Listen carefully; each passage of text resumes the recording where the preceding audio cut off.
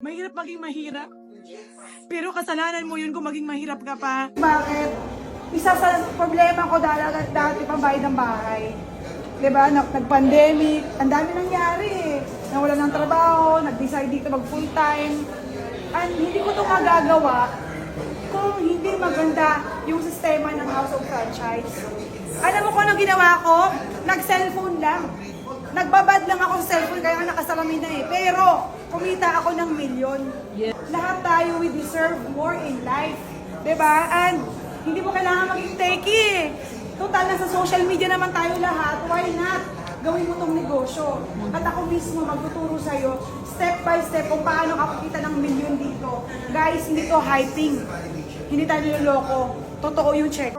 Alam, totoo lang. Mahirap naman talaga eh.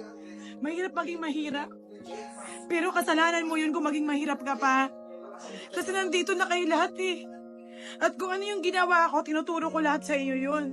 Yes, malayo ka pa ma'am, antipolo ka pa. Okay lang yun eh. Nangarap ka maging mabayos buhay mo eh, huwag na tayong magreklamo. 'Di ba? Wala naman akong kotse nung nag-start ako dito, MRT, LRT, alayo ng bahay ko, Cavite pa. Ginagabi pa ako, inuulan pa, pero nandito yung anak ko, saksi yan. Pero nangarap ka eh. 'Di ba? 14 years ako sa trabaho before maging manager. Pero hindi naman ako kumita ng milyon. OFW kayo, 'di ba? Mag-asawa, kumita ka ng milyon?